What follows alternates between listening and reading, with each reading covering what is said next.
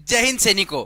तो स्वागत है आप सभी का एक बार फिर से हमारी पृथ्वी डिफेंस एकेडमी की लाइव क्लासेस में। मैं आशा करता हूं बच्चों आप सभी मन लगाकर बहुत सारी अच्छे से पढ़ाई कर रहे होंगे, ताकि आपका जो सपना है मिशन वर्दी का, अपने उस सपने को आप इस बार बिल्कुल ही पूरा कर दिखाएंगे। तो बच्चों अभी हम हमारे नर्सिंग असिस्टेंट यानी कि एनए के मॉडल पेपर सोल्व कर रहे हैं। तो हमारा आज का भी बच्चों जो है, हम आज भी हमारे लाइव सेशन में हम हमारा एनए का मॉडल पेपर सोल्व करने वाले हैं। तो जितने भी बच्चे हैं हमारे साथ लाइव सेशन में जुड़े हैं, फटाफट सभी जय हिंद कमेंट कर दीजिए।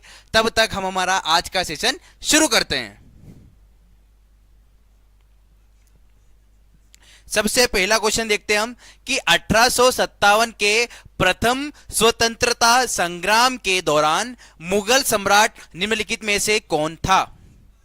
ठीक है, हमसे क्या पूछा गया है कि 1857 का जो प्रथम संग्राम था बच्चों, उसके अंदर मुगल सम्राट उस समय पर कौन थे। जैसे कि हम सभी जानते हैं बच्चों, 1857 के समय जो आखिरी मुगल सम्राट थे बच्चों, वो थे बहादुर शाह जफर। याद रखिएगा आप, 1857 संग्राम के समय जो आखिरी बच्चों मुगल सम्राट थे वो थे बहादुर शाह जफर। तो ऑप्शन ए बहादुर शाह जफर इस क्वेश्चन का बिल्कुल ही सही आंसर होने वाला है। तो कमेंट सेक्शन में जिन भी बच्चों ने ऑप्शन ए कमेंट किया है बहादुर शाह जफर, उन सभी का आंसर बिल्कुल ही सही होने वाला है। चलिए बढ़ते हैं अब हमारे हम नेक्स्ट क्वेश्चन की तरफ। अगला क्वेश्चन है, पश्चिम बंगाल में किस प्रकार के तूफानों के कारण प्रचंड पवनें बहती है तथा मूसलाधार वर्षा होती है।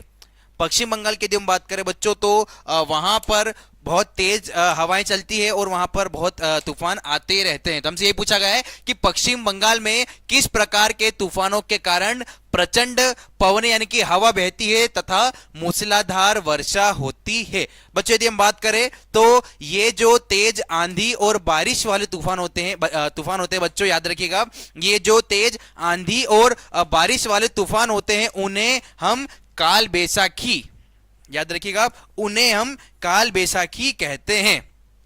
एक बार फिर से आप अच्छे से याद रखिएगा, वेस्ट बंगाल में ये जो तेज आंधी और बारिश वाले तूफान होते हैं बच्चों, जिन्हें हम काल बैसाखी भी कहते हैं। तो ऑप्शन सी काल बैसाखी इस क्वेश्चन का बिल्कुल सही आंसर होने वाला है। जितने भी हमारे बच्चे वेस्ट बंगाल से हैं, तो इस क्वेश्चन का आंसर मुझे फटाफट से बताएंगे कि पश्चिम बंगाल में किस प्रकार के तूफानों के कारण प्रचंड पवनें बहती और मूसलाधार वर्षा होती है। तो ऑप्शन सी काल बैसाखी इस क्वेश्चन का बिल्कुल सही आंसर होने वाला है। टीशान बता रहे हैं कि सर मैं वेस्ट बंगाल से हूं और बैसाखी आंसर हो गया, बिल्कुल। तो ऑप्शन सी काल बैसाखी इस क्वेश्चन का बिल्कुल ही सही आंसर होने वाला है। अगला क्वेश्चन देखते हैं हम। भारत में आदिवासी आबादी तक पंचायत व्यवस्था के प्रावधानों को विस्तारित करने के लिए किस वर्ष अधिनियम पारित किया गया था। यानी कि भारत में बच्चों जितने भी हमारे आदिवासी आबादी वाले इलाके हैं, तो इन इलाकों में पंचायत की व्यवस्था को वहां तक पहुंचाने के लिए किस वर्ष में एक अधिनियम यानी कि एक नियम प्रस्तावित किया गया था। तो बच्चों याद रखिएगा आप, पंचायत विस्तार अधिनियम, याद रखिएगा आप, पंचायत विस्तार अधिनियम जो बच्चों है वह सन 1996, याद रखिएगा आप, इन द ईयर 1906 यानी कि 1996 में बच्चों आदिवासी क्षेत्रों में पंचायत लागू करने के लिए बनाया गया था। याद रखिए आप कि सन 1996 में बच्चों आदिवासी क्षेत्रों में पंचायती लागू करने का नियम बनाया गया था। तो ऑप्शन सी 1996 इस क्वेश्चन का बिल्कुल ही सही आंसर होने वाला है। तो चलिए बच्चों बढ़ते हैं अब हम हमारे नेक्स्ट क्वेश्चन की तरफ। अगला क्वेश्चन देखते हैं हम। भारत के राष्ट्रीय मानव अधिकार आयोग, जिसे हम एनएचआरसी भी कहते हैं, की स्थापना कब हुई थी। यानी कि the national human rights commission, कौन सा, नेशनल ह्यूमन राइट्स कमीशन, जिसे हम एनएचआरसी भी कहते हैं, यह किस वर्ष में बना गया था। बच्चों यदि हम बात करें तो मानव अधिकारों की रक्षा के लिए एनएचआरसी एक कानून बनाया गया था बच्चों, और यह बनाया गया था 12 अक्टूबर 1993। याद रखिएगा आप, नेशनल ह्यूमन राइट्स कमीशन, जिसे कि हम राष्ट्रीय मानव अधिकार आयोग भी कहते हैं बच्चों, यह आयोग 12 अक्टूबर 1993 में मानव अधिकारों की रक्षा के लिए बनाया गया था। तो यानी कि ऑप्शन ए 12 अक्टूबर इस क्वेश्चन का बिल्कुल ही सही आंसर होने वाला है। तो चलिए बच्चों बढ़ते हैं अब हमारे हम नेक्स्ट क्वेश्चन की तरफ। तमिलनाडु में सित्तनवासल गुफाओं की चित्रकारी किस धार्मिक आस्था को दिखाती है?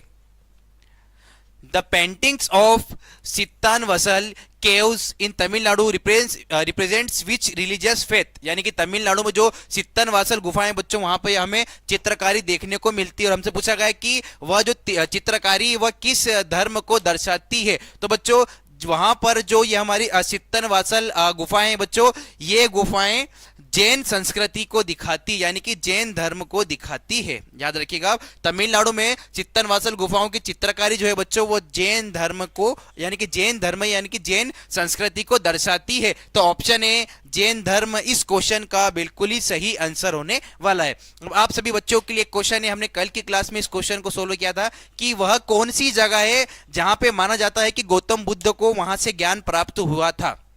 एक बार फिर से क्वेश्चन सुन लीजिए कि वह कौन सी जगह है जहां से माना जाता है कि गौतम बुद्ध को ज्ञान की प्राप्ति हुई थी, यानी कि ज्ञान प्राप्त हुआ था। देखते हैं सबसे पहले कौन बच्चा इस क्वेश्चन का आंसर मुझे कमेंट सेक्शन में बताता है। तो फटाफट से मुझे इस क्वेश्चन का आंसर कमेंट सेक्शन में बताइए। तब तक बढ़ते हैं हमारे हम नेक्स्ट क्वेश्चन की तरफ। वर्ष 2025 में नेशनल फुटबॉल लीग, जिसे हम NFL भी कहते हैं, नेशनल फुटबॉल लीग द्वारा अपना अंतरराष्ट्रीय संपर्क विस्तार किस प्रकार किया गया?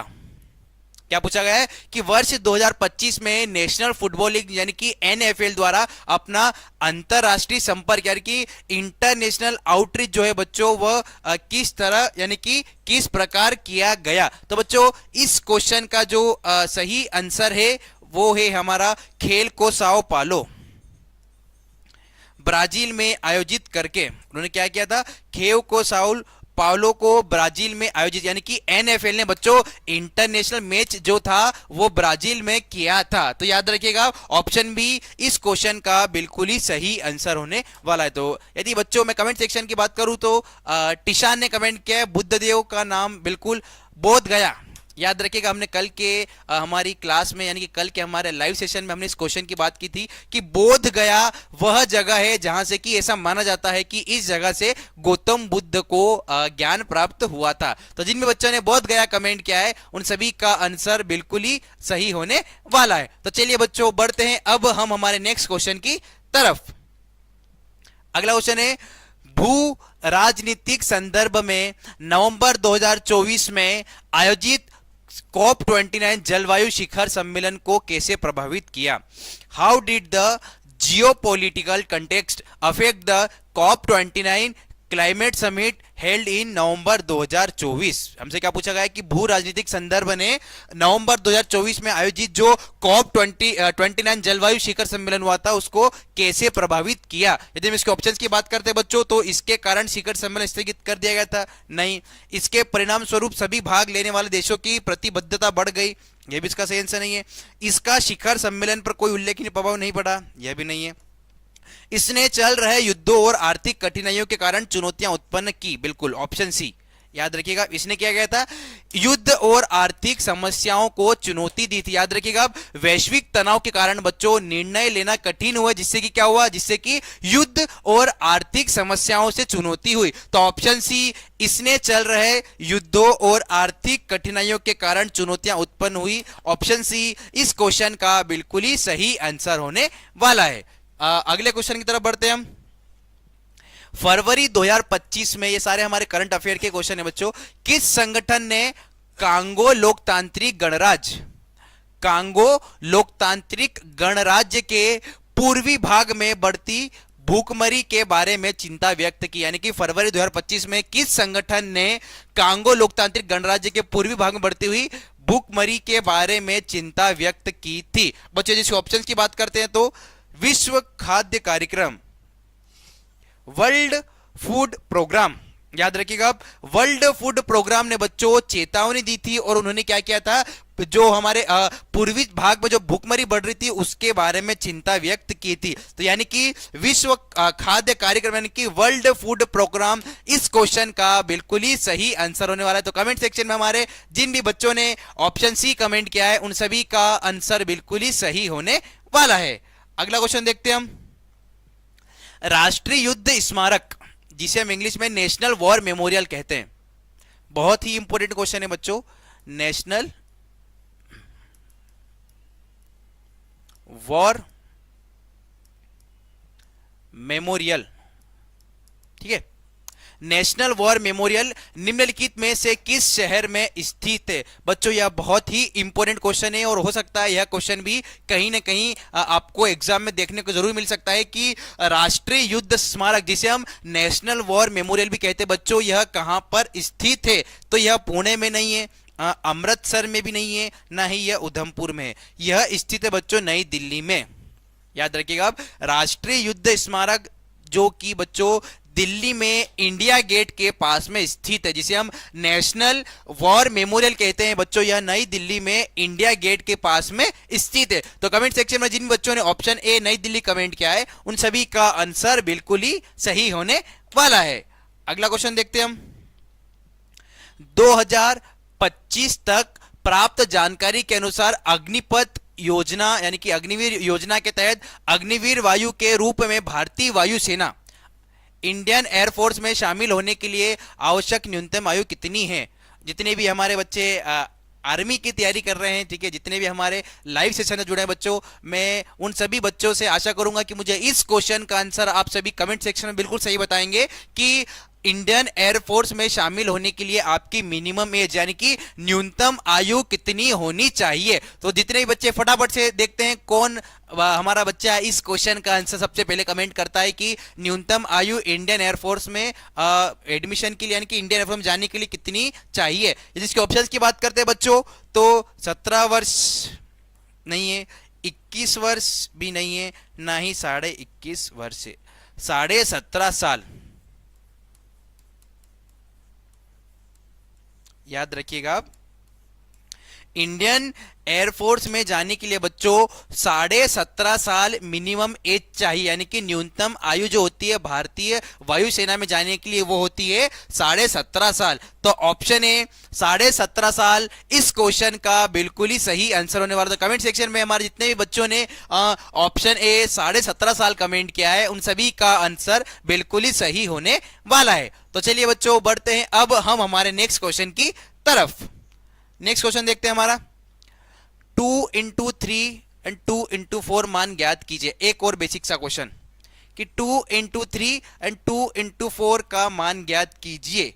तो फटाफट से जितने बच्चे हमारे लाइव सेशन में जुड़े हैं मैं आप सभी का कमेंट सेक्शन वेट कर रहा हूं। फटाफट से आप सभी इस क्वेश्चन का आंसर कमेंट सेक्शन में बताइए कि 2 into 3 into 2 into 4 का मान ज्ञात कीजिए। बिल्कुल ही बेसिक सा और एक बहुत ही सिंपल सा क्वेश्चन है। मैं आशा करूंगा जितने भी बच्चे हमारे साथ लाइव सेशन में जुड़े हुए हैं वो इस क्वेश्चन का बिल्कुल ही सही आंसर बताने वाले हैं। तो फटाफट से आप सभी बच्चे इस आंसर का कमेंट कीजिए। तो चलिए बच्चों देखता हूं कितने प्यारे बच्चे हमारे इस क्वेश्चन का बिल्कुल ही सही आंसर करते हैं। मैं आप सभी का कमेंट सेक्शन में आंसर का वेट कर रहा हूं बच्चों। फटाफट से आप सभी कमेंट कीजिए जल्दी से। इसमें घात जो होती है बच्चों वो प्लस होती है। याद रखिएगा आप, इस क्वेश्चन में घात यानी कि पावर जो है बच्चों वो प्लस होगी। तो ऑप्शन बी यानी कि 2 to the power 7, याद रखिएगा 2 to the power 7 यानी कि ऑप्शन बी इस क्वेश्चन का बिल्कुल ही सही आंसर होने वाला। जितने भी हमारे बच्चों ने प्यारे बच्चों ने कमेंट सेक्शन में option B 2 to the power 7 comment किया है उन सभी बच्चों का आंसर बिल्कुल ही सही होने वाला है। नेक्स्ट क्वेश्चन की तरफ बढ़ते हैं हम। 7 सेंटीमीटर त्रिज्या वाले वृत्त का क्षेत्रफल ज्ञात कीजिए। हमसे क्या पूछा गया है कि find the area of a circle with a radius of 7 centimetre. Area of circle की बात कर बच्चों तो होता है पाई आर स्क्वायर, ठीक है। एरिया ऑफ सर्कल क्या होता है? पाई आर स्क्वायर, ठीक है। हमसे क्या पूछा गया है कि 7 सेंटीमीटर त्रिज्या वाले वृत्त का यानी कि सर्कल का क्षेत्रफल ज्ञात कीजिए। यहां पर रेडियस कितनी गई हमें रेडियस दी गई है 7, ठीक है। तो पाई इंटू 49, ठीक है, आर स्क्वायर, ठीक है। तो ये क्या हो जाएगा हमारा pi is equal to pi into 49 कितना हो जाएगा? पाई की वैल्यू फटाफट से आप सभी पुट कीजिए और मुझे इस क्वेश्चन का आंसर बताइए। यदि हम पाई की वैल्यू पुट करते हैं तो ये हो जाएगा हमारा 154 सेंटीमीटर स्क्वायर यानी कि ऑप्शन बी, ठीक है। तो 154 सेंटीमीटर स्क्वायर यानी कि ऑप्शन बी इस क्वेश्चन का बिल्कुल ही सही आंसर होने वाला है। नेक्स्ट क्वेश्चन देखते हैं हम। निम्नलिखित में से कौन सा एक विकर्ण आवृव है यानी कि डायगोनल मैट्रिक्स कौन सा है? निम्नलिखित में से कौन सा एक डायगोनल मैट्रिक्स है बच्चों? यदि हम बात करें तो विकर्ण अवयव यानी कि डायगोनल मैट्रिक्स की बात करते हैं बच्चों, तो जिसमें केवल डायगोनल पर वैल्यूज हो, याद रखिएगा, जिसमें केवल डायगोनल्स पर वैल्यूज हो बच्चों, उसे हम कहते हैं डायगोनल मैट्रिक्स। तो इस क्वेश्चन का जो सही आंसर होने वाला बच्चों वो है हमारा ऑप्शन ए। ठीक है, डायगोनल्स की यदि हम बात करें बच्चों तो ये तीन हमारे डायगोनल्स होते हैं, और विकर्ण अवयव होता है बच्चों, यानी कि डायगोनल मैट्रिक्स वो होता है जिसमें कि डायगोनल पर वैल्यूज हो और बाकी सभी जगह पर जीरो। तो ऑप्शन ए इस क्वेश्चन का बिल्कुल ही सही आंसर होने वाला है। अगला क्वेश्चन देखते हैं हम। यदि साइन थीटा 3/5 है और प्रथम चतुर्थांश में है तो cos थीटा ज्ञात कीजिए। यानी कि if sine theta is equal to 3/5 and is in the first quadrant find cos theta. यानी कि हमें क्या दिया गया, हमें साइन थीटा की वैल्यू दी गई बच्चों, और हमें क्या cos थीटा को फाइंड करना है। तो सबसे पहली बच्चों बात, एक बहुत ही इंपॉर्टेंट पॉइंट हम सभी को बताया कि sine square theta plus cos square theta is equal to 1। क्या होगा यहाँ पर?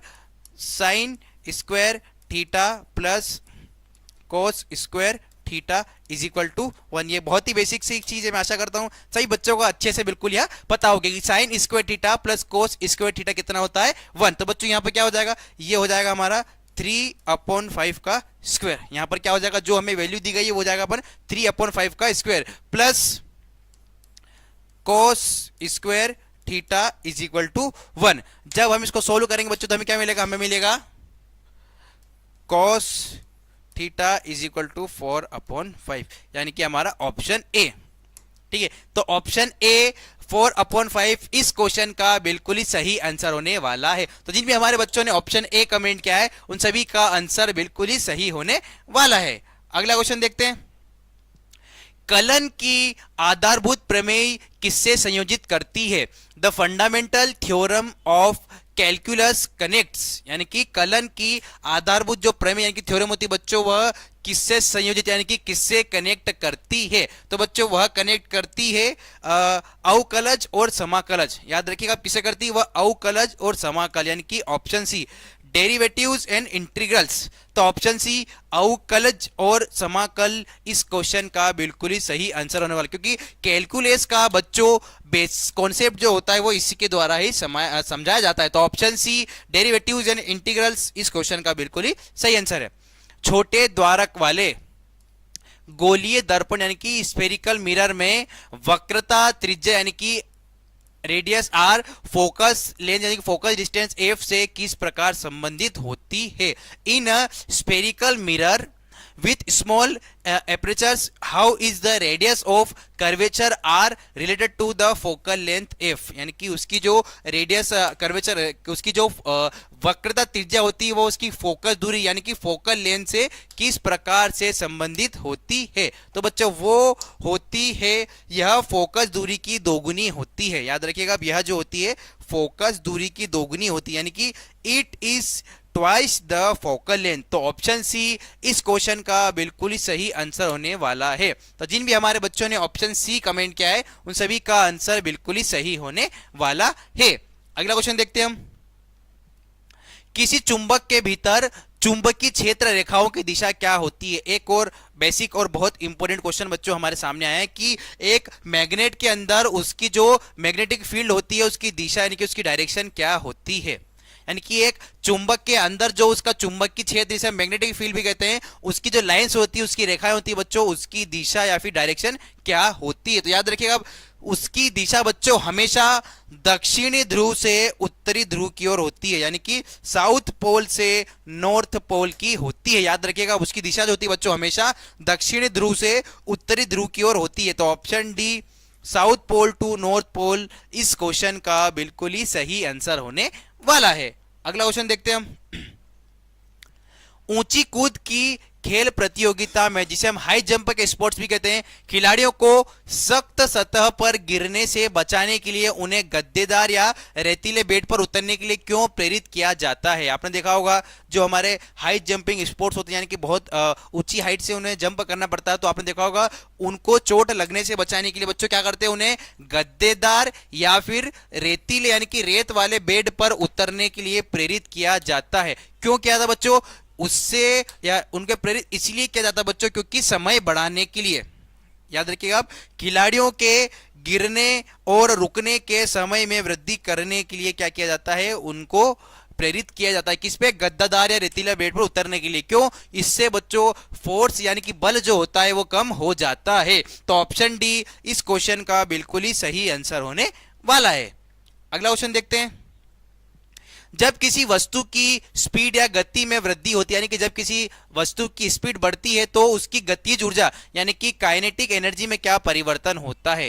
याद रखिएगा, जब किसी एक ऑब्जेक्ट की स्पीड बढ़ती है, ठीक है, अगर किसी ऑब्जेक्ट की स्पीड बढ़ती है तो उसकी गतिज ऊर्जा यानी कि उसकी जो काइनेटिक एनर्जी होती है बच्चों वह भी बढ़ती है।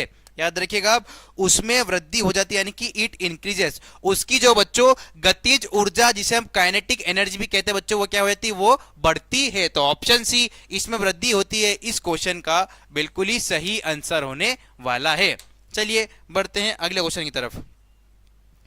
अगला क्वेश्चन है, किसी वस्तु को ऊर्ध्वाधर ऊपर की दिशा में फेंकने पर वह 20 मीटर की ऊंचाई प्राप्त करती है, ठीक है।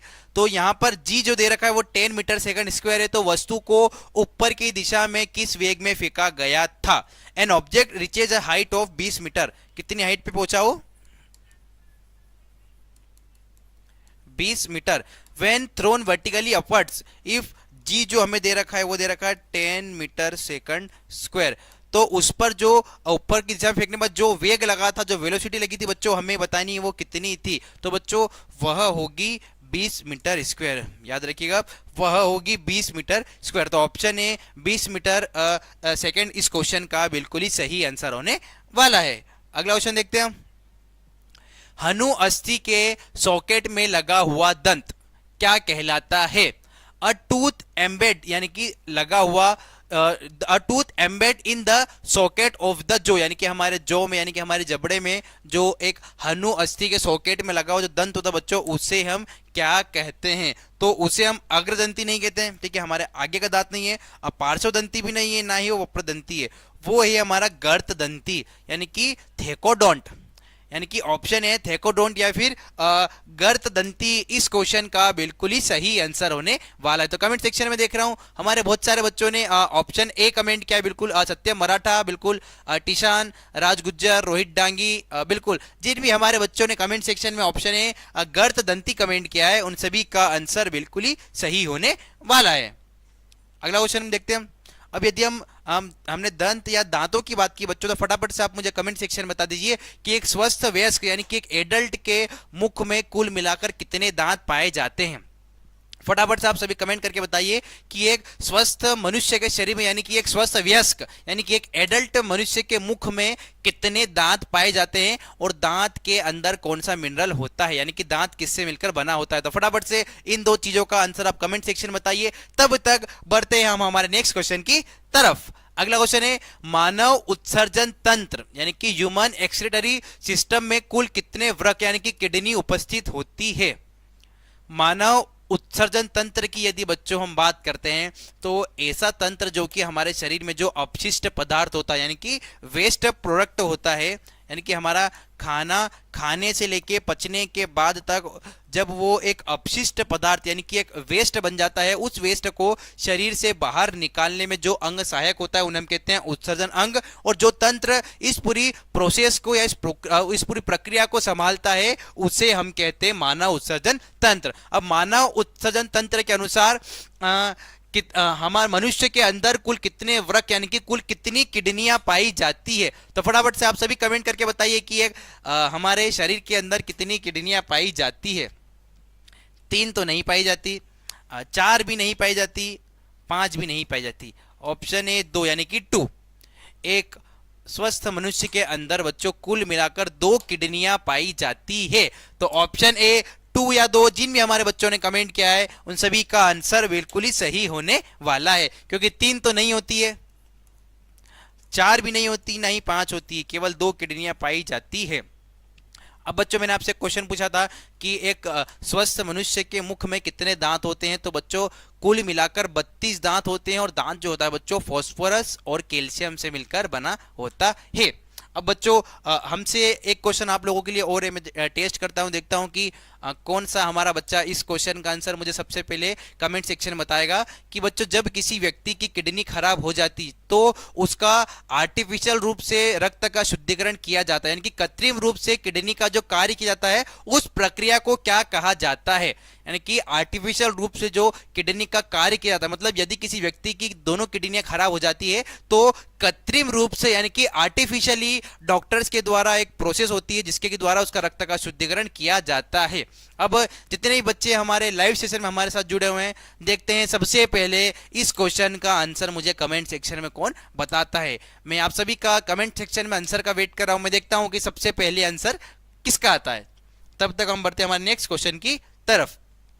निम्नलिखित में से किस अंग में चिकनी पेशी यानी कि स्मूथ मसल उपस्थित होती है?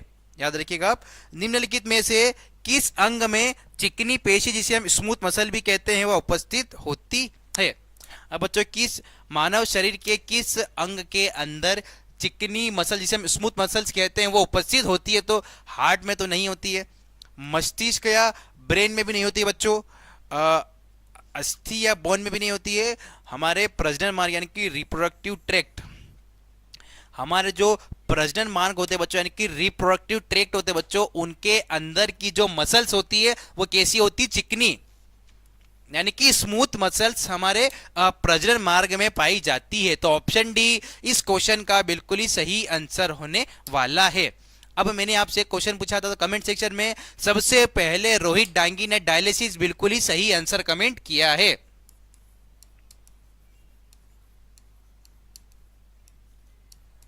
Dialysis, very good Rohit Dangi बेटा, आपका आंसर बिल्कुल ही सही है।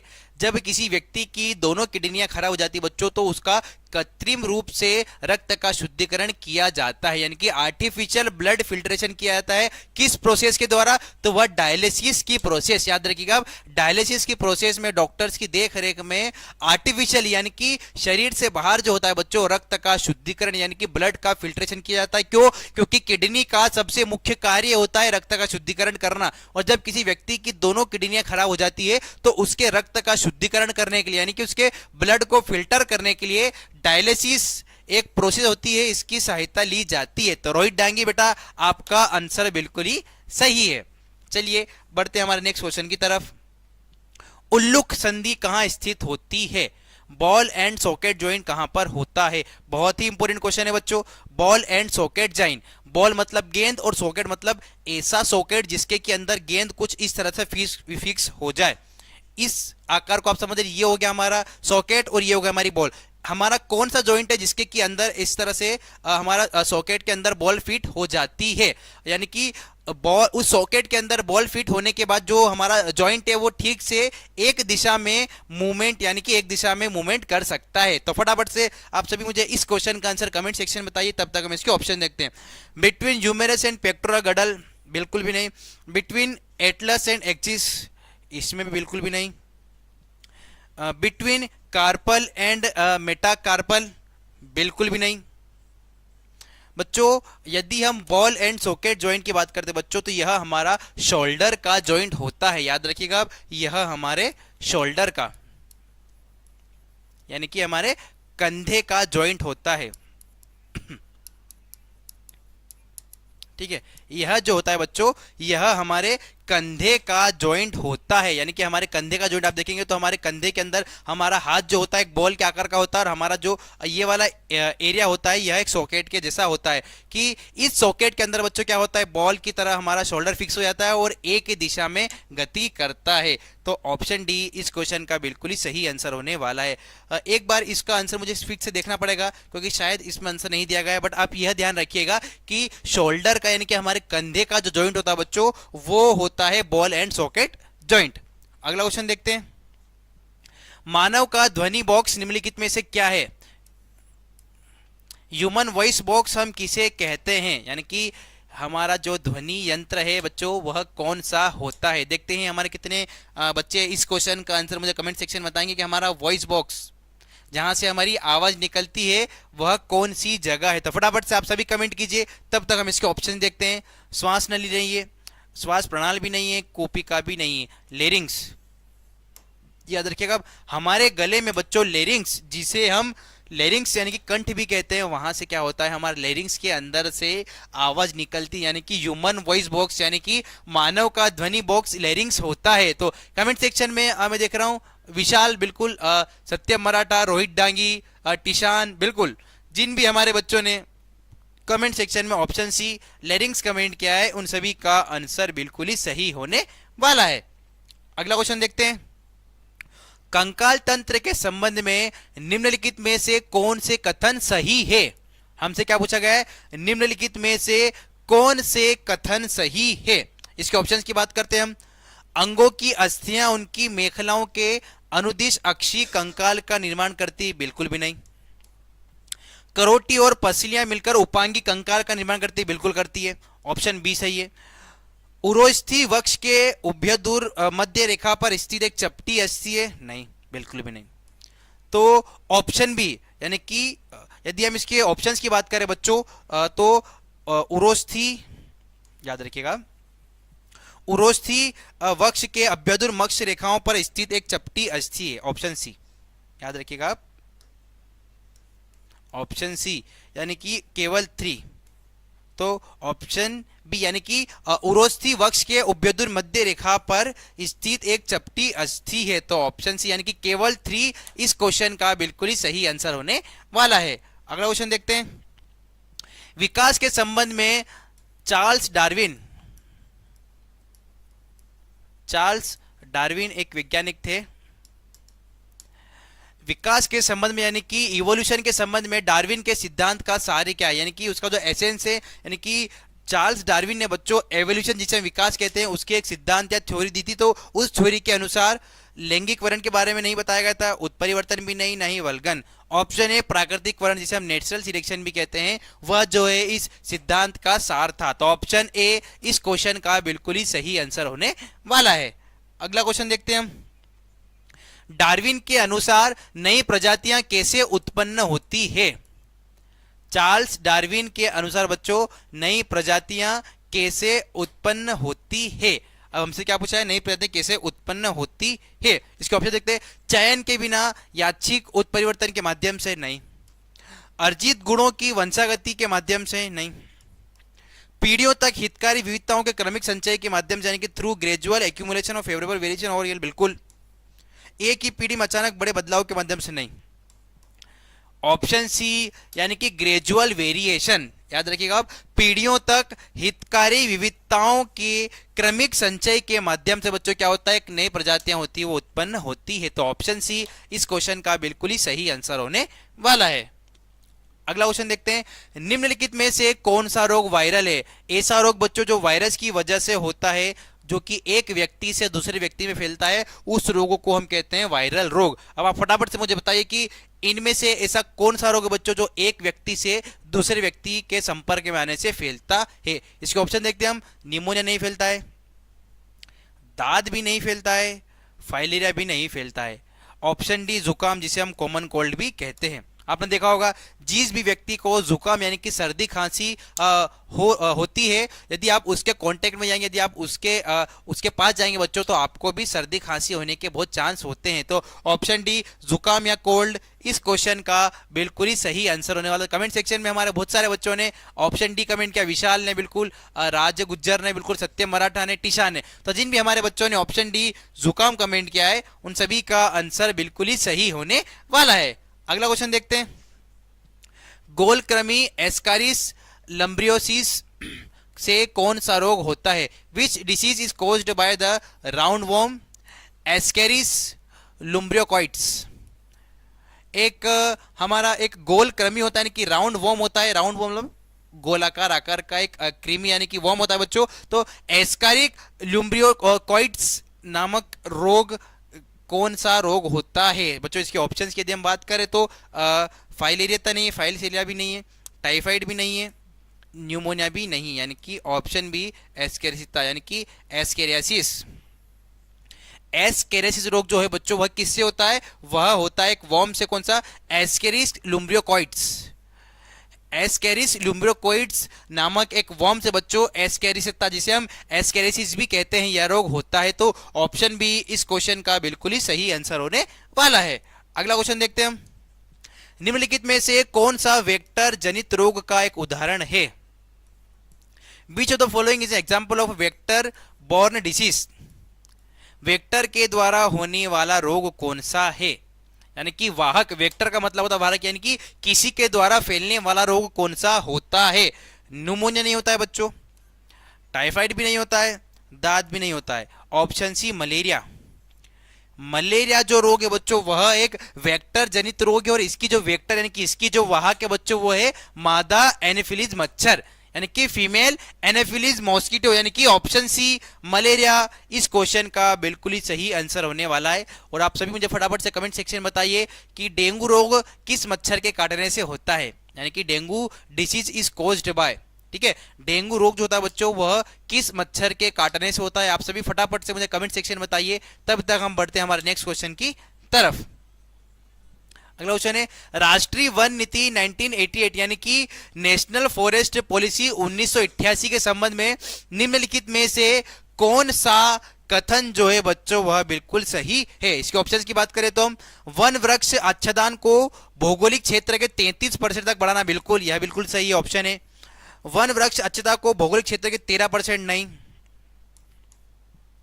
13% नहीं, बिल्कुल 23% भी नहीं है, 43% भी नहीं है। यानी कि वन या वृक्ष के आच्छादन को, यानी कि उनका जो कवर एरिया बच्चों उसको 33% तक बढ़ाना इसका कथन का बिल्कुल ही सही आंसर है। तो ऑप्शन ए 33%, जिन भी हमारे बच्चों ने कमेंट किया है उन सभी का आंसर बिल्कुल ही सही होने वाला है। अब मैंने आपसे क्वेश्चन पूछा था कि डेंगू रोग किस मच्छर के काटने से होता है, तो कमेंट सेक्शन में देखा रोहित डांगी ने मादा एडिस बताया, विशाल पवार ने मादा एडिस बताया। बिल्कुल डेंगू रोग जो होता है बच्चों मादा एडिस मच्छर के काटने से होता है।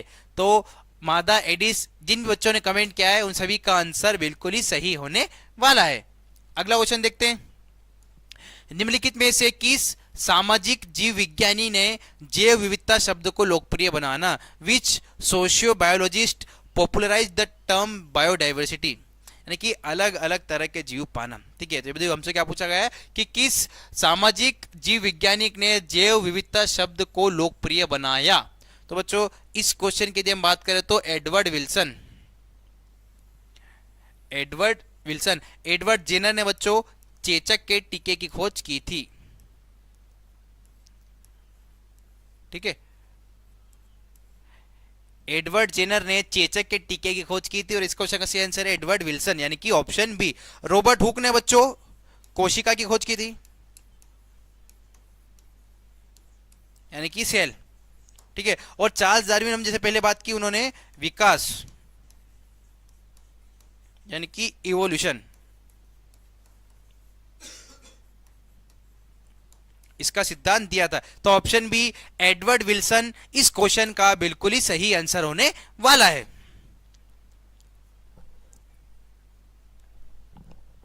तो चलिए बढ़ते हैं अब हम हमारे नेक्स्ट क्वेश्चन की तरफ। तालाब पारितंत्र के जैविक घटकों के संबंध में निम्नलिखित में से कौन सा मिलान सही नहीं है? हमसे क्या पूछा गया है, कौन सा मिलान जो है बच्चों वह सही नहीं है? तो इसके ऑप्शन की बात करते हैं बच्चों, तो स्वपोषी घटक यानी कि पांच पलक ऑटोट्रोफिक कंपोनेंट फाइटोप्लैंक्टन, बिल्कुल यह तो सही है। उपभोक्ता कवक नहीं, यह गलत है।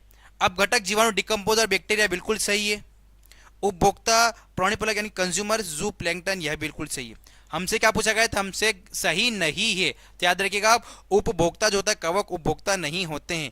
तो ऑप्शन बी इस क्वेश्चन का बिल्कुल ही सही आंसर होने वाला है। क्यों होने वाला है? क्योंकि हमसे नहीं है पूछा गया था। तो ऑप्शन बी इस क्वेश्चन का बिल्कुल ही सही आंसर है। नेक्स्ट क्वेश्चन देखते हैं हम। पूर्वोत्तर भारत में स्लैश एंड बर्न कृषि का स्थानीय नाम क्या है? What is the local name for slash and burn agriculture in north east India, यानी कि पूर्वोत्तर भारत में स्लैश एंड बर्न कृषि का स्थानीय नाम क्या है? तो बच्चों उसका स्थानीय नाम है झूम कृषि, यानी कि झूम कल्टीवेशन।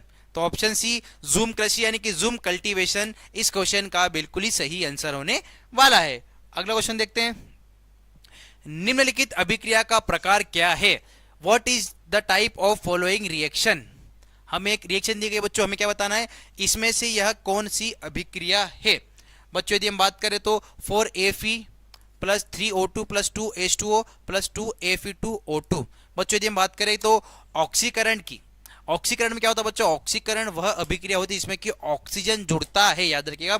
ऑक्सीडेशन वह रिएक्शन होती है, यानी कि वह अभिक्रिया होती है बच्चों जिसमें कि ऑक्सीजन जुड़ता है। तो यहां पर हम देख रहे हैं ऑक्सीजन जुड़ रहा है, ठीक है। दूसरा यह दिख रहा है हमें कि कॉम्बिनेशन रिएक्शन भी है। कॉम्बिनेशन मतलब अलग अलग घटकों का, यानी कि अलग अलग रिएक्टेंट्स का जुड़ना, ठीक है। तो यह एक ऑक्सीकरण और संयोजन यानी कि ऑक्सीडेशन एंड कॉम्बिनेशन रिएक्शन है। तो ऑप्शन बी ऑक्सीकरण और संयोजन अभिक्रिया इस क्वेश्चन का बिल्कुल ही सही आंसर होने वाला है। और कमेंट सेक्शन में जितने भी हमारे बच्चों ने ऑप्शन बी कमेंट किया है, कमेंट सेक्शन में देख रहा हूं मैं, रोहित डांगे बिल्कुल, समीर जाट, राजू गुज्जर बिल्कुल, आप सभी बच्चों को जय हिंद। और ऑप्शन बी ऑक्सीकरण और संयोजन अभिक्रिया इस क्वेश्चन का बिल्कुल ही सही आंसर है। अगला देखते हैं, मैग्नीशियम की ऑक्सीजन के साथ अभिक्रिया होने पर कौन सा उत्पाद बनता है? मैग्नीशियम प्लस ऑक्सीजन, क्या पूछा गया हमें? मैग्नीशियम की ऑक्सीजन के साथ में अभिक्रिया जब होगी तो क्या मिलेगा? तो हमें बनेगा मैग्नीशियम ऑक्साइड। हमें क्या मिलेगा? हमें मिलेगा मैग्नीशियम ऑक्साइड। तो याद रखिएगा आप, मैग्नीशियम ऑक्साइड यानी कि ऑप्शन बी इस क्वेश्चन का बिल्कुल ही सही आंसर होने वाला है, यानी कि MgO। तो जिन बच्चों ने ऑप्शन बी MgO यानी कि मैग्नीशियम ऑक्साइड कमेंट किया है उन सभी का आंसर बिल्कुल ही सही है। नेक्स्ट क्वेश्चन देखते हैं, निम्नलिखित में से कौन सा कार्बन का अपरूप नहीं है? Which of the following is not, हमसे नहीं पूछा गया है, ठीक है। निम्नलिखित में से कौन जो है बच्चों कार्बन का अपरूप नहीं है? तो हीरा जो है बच्चों एक कार्बन का रूप है, ग्रेफाइट भी बच्चों एक कार्बन का ही रूप है, और फुलेरिन भी एक कार्बन का ही रूप है। ओजोन यानी कि O3 जिसका सूत्र है बच्चों, यह कार्बन का रूप नहीं है। तो ऑप्शन डी ओजोन इस क्वेश्चन का बिल्कुल ही सही आंसर होने वाला है। क्यों? क्योंकि हमसे कार्बन का अपरूप नहीं है पूछा गया था, ध्यान रखिएगा आप, हमसे कार्बन का अपरूप नहीं है पूछा गया था, और ओजोन जो है बच्चों यह कार्बन का अपरूप नहीं है। तो ऑप्शन डी ओजोन इस क्वेश्चन का बिल्कुल ही सही आंसर होने वाला है। नेक्स्ट देखते हैं, रासायनिक अभिक्रिया के माध्यम से ऑक्सीजन प्राप्त करने की प्रक्रिया को क्या कहा जाता है? अभी मैंने आपको पिछले क्वेश्चन में इसकी बात बताई थी कि जिस किसी भी अभिक्रिया में ऑक्सीजन जुड़ती है उस अभिक्रिया को हम क्या कहते हैं। तो फटाफट से आप सभी मुझे कमेंट सेक्शन में इस क्वेश्चन का आंसर बताइए कि जिस किसी भी अभिक्रिया में ऑक्सीजन जुड़ती है उस अभिक्रिया को हम क्या कहते हैं। तो अपचयन यानी कि रिडक्शन नहीं कहते हैं, उदासीनीकरण यानी कि न्यूट्रलाइजेशन भी नहीं कहते हैं, विस्थापन यानी डिस्प्लेसमेंट भी नहीं कहते हैं। Option B oxidation, option B ऑक्सीकरण या ऑक्सीडेशन इस क्वेश्चन का बिल्कुल ही सही आंसर होने वाला है। तो जिन भी हमारे बच्चों ने ऑप्शन बी ऑक्सीडेशन या ऑक्सीकरण कमेंट किया है सभी का आंसर बिल्कुल ही सही है। अगला क्वेश्चन है, CH3COOH का सही नाम क्या है? बहुत ही बेसिक सा क्वेश्चन, बहुत ही इंपोर्टेंट सा क्वेश्चन कि CH3COOH का नाम क्या है?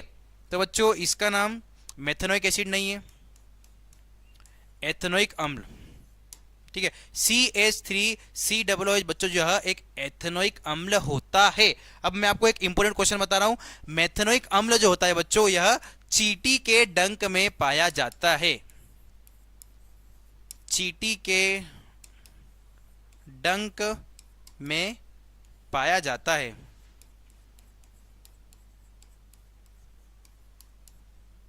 ठीक है।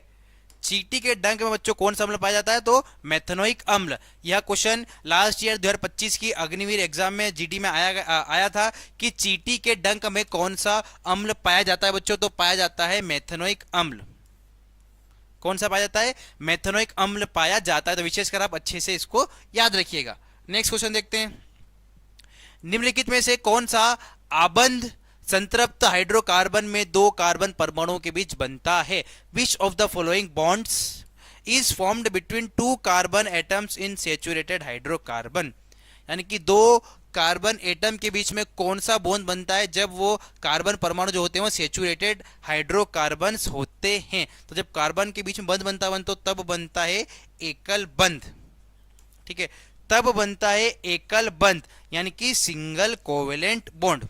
और कोवेलेंट बॉन्ड की यदि हम बात करें बच्चों तो जब दोनों तरफ के तत्व इलेक्ट्रॉनों का आदान प्रदान करते हैं, याद रखिएगा आप, जब दोनों तरफ के तत्व इलेक्ट्रॉनों का आदान प्रदान करते हैं, यानी कि शेयरिंग और पेयरिंग ऑफ इलेक्ट्रॉन, यानी कि इलेक्ट्रॉनों की साझेदारी होती है बच्चों, वहां पर हमारा कोवेलेंट बॉन्ड, जिसे हम सहसंयोजक बंध भी कहते हैं, वह बनता है। तो अगले क्वेश्चन की तरफ बढ़ते हैं। आधुनिक आवर्त सारणी में कितने आवर्त और कितने समूह होते हैं? ये जो होते हैं बच्चों, इधर हमारे ग्रुप्स होते हैं,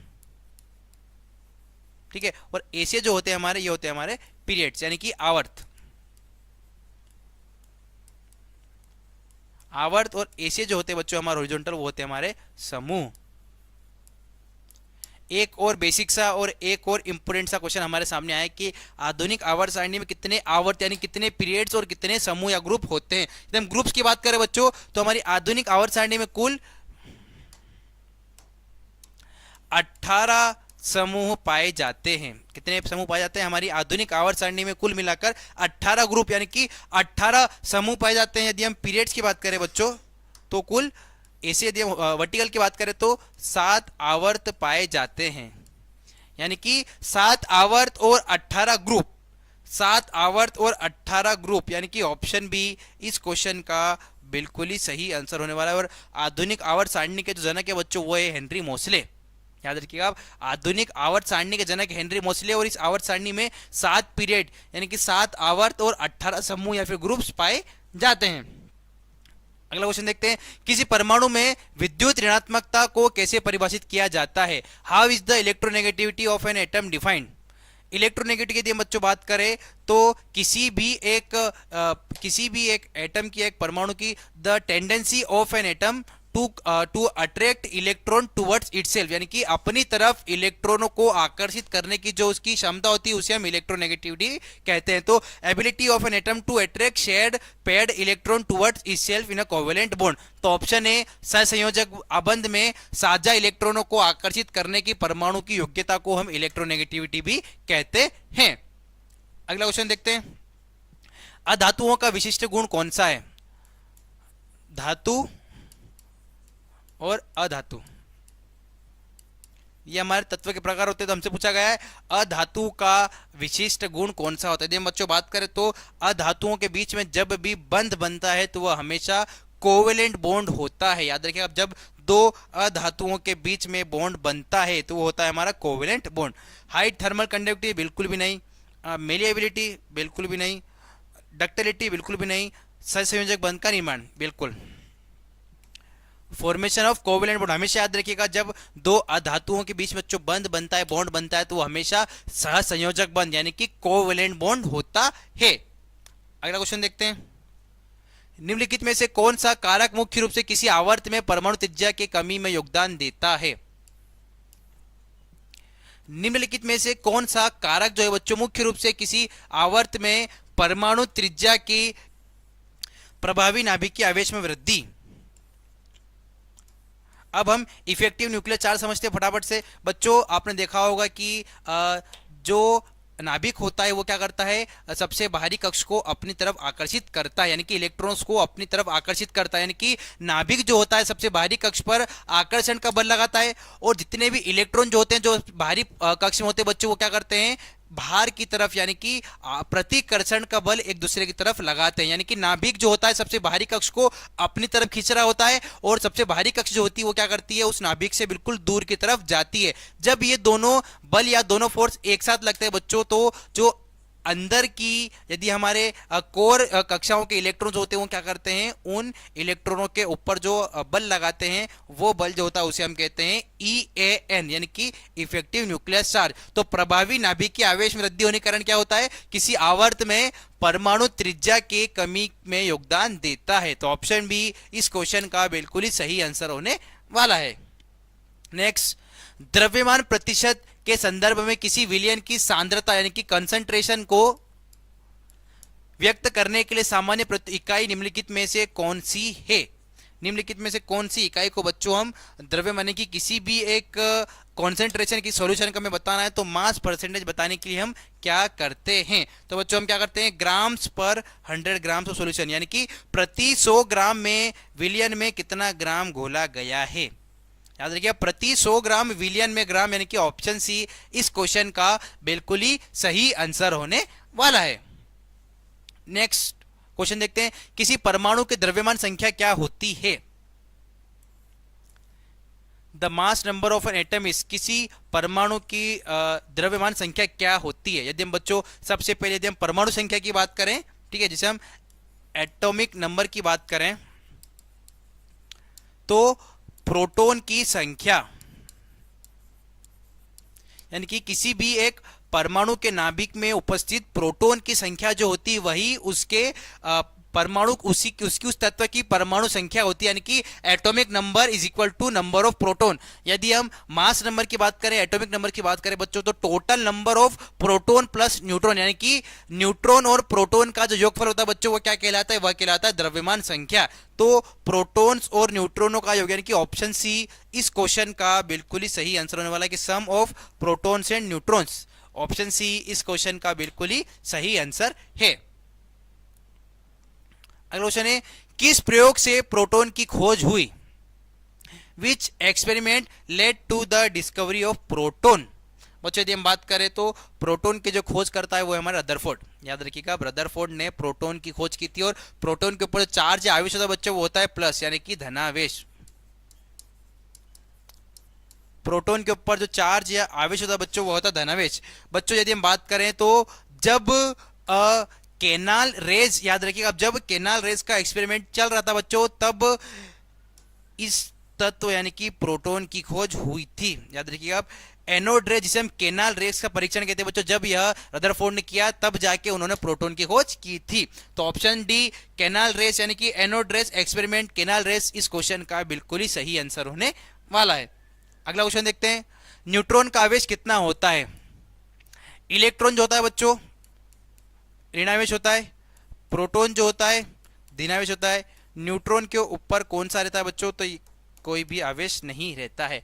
न्यूट्रॉन पर यानी कि न्यूट्रॉन जो होता है बच्चों वह बिल्कुल न्यूट्रल होता है, यानी कि उस पर जो चार्ज या आवेश होता है वो होता है जीरो। तो ऑप्शन सी जीरो इस क्वेश्चन का बिल्कुल ही सही आंसर होने वाला है। तो चलिए बच्चों बढ़ते हैं हमारी आज की क्लास के लास्ट क्वेश्चन की तरफ। आखिरी क्वेश्चन है, द्रव्यमान संरक्षण के नियम के सत्यापन से ऐतिहासिक रूप से संबंधित प्रयोग निम्नलिखित में से कौन सा है? Which of the following experiment is historically associated with the verification of law of conservation of mass? Law of conservation of mass की बच्चों यदि हम बात करें तो इसके अनुसार किसी भी एक अभिक्रिया में मास ना तो कम होता है ना ही बढ़ता है, और यह दिया गया था बच्चों लेवोजियर ने। तो लेवोजियर के दहन प्रयोग यानी कि लेवोजियर कंबशन एक्सपेरिमेंट इस क्वेश्चन का बिल्कुल ही सही आंसर होने वाला है, यानी कि ऑप्शन बी। तो जिन भी हमारे बच्चों ने ऑप्शन बी लेवोजियर का दहन प्रयोग कमेंट किया है उन सभी का आंसर बिल्कुल ही सही होने वाला है। तो इसी के साथ बच्चों हमारा आज का लाइव सेशन समाप्त होता है। जैसा कि आप अभी तक जितने भी हमारे सेशंस होते आए हैं उन सभी के क्वेश्चंस को आपने एक साथ लिखा है, तो इस आज की क्लास के क्वेश्चंस को भी आप उसी के साथ लिखकर बार बार अच्छे से इन क्वेश्चन का रिवीजन कीजिए, ताकि आपको सिलेबस के साथ साथ आपका थोड़ा सा क्वेश्चन का रिवीजन भी होता रहे। तो इसी के साथ चलिए मिलते हैं अब हम हमारे नेक्स्ट सेशन में, तब तक के लिए जय हिंद जय भारत।